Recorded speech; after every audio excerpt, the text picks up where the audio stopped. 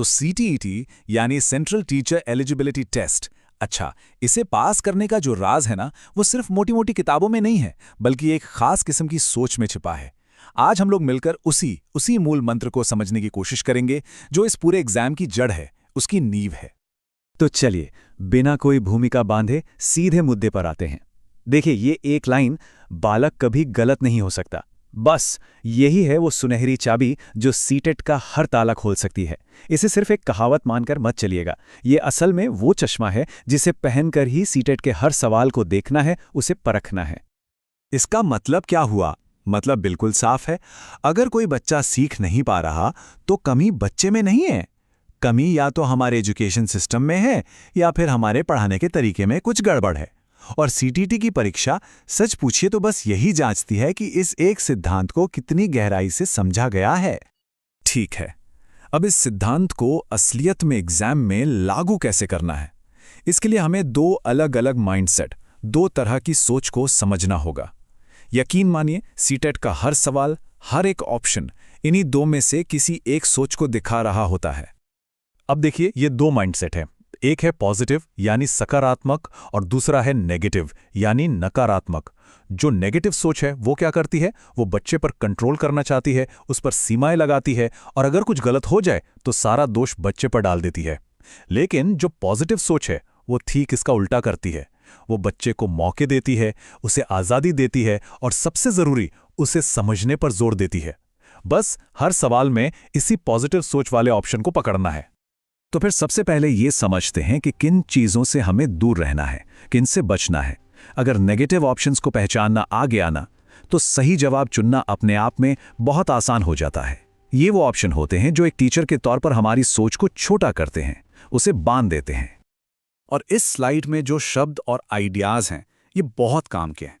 ये हमेशा ही एक गलत ऑप्शन की तरफ इशारा करते हैं, जैसे कि रटने पर जोर देना, बच्चे को सजा देना, किसी भी नाकामी के लिए छात्र को ही जिम्मेदार ठहरा देना, लड़के लड़की में भेदभाव करना, क्लास में सिर्फ लेक्चर देना या फिर बच्चों की समझ से ज्यादा सिर्फ नंबर और ग्रेड के पीछे भागना।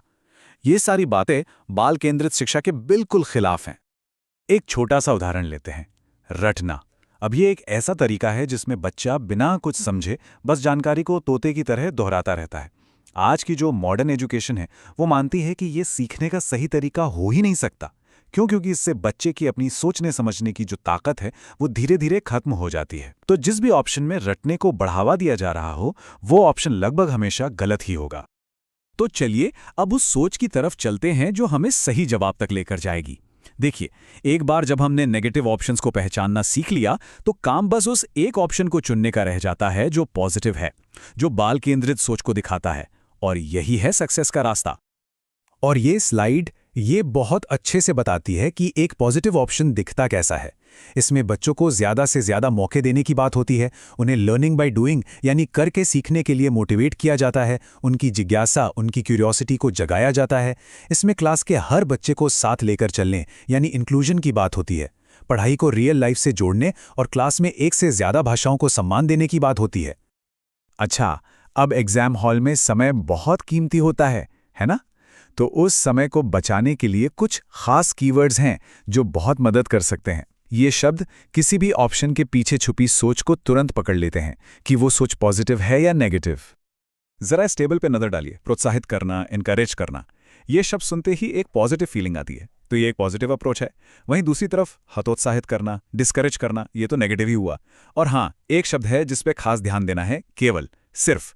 ये शब्द क्या करता है, ये किसी भी ऑप्शन को बहुत लिमिट कर देता है, उसे बांध देता है। इसलिए ये ज्यादातर मामलों में एक नेगेटिव सिग्नल होता है। लेकिन एक बात याद रखनी है कि सिर्फ शब्द नहीं, पूरा सेंटेंस समझना जरूरी है। फिर भी ये शब्द पकड़ में आ जाए तो काम बहुत आसान हो जाता है।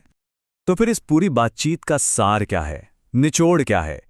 वो ये है कि सीटीईटी सिर्फ एक टेस्ट नहीं है, ये असल में टीचर्स के लिए एक प्रोफेशनल फिलॉसफी है, एक नजरिया है।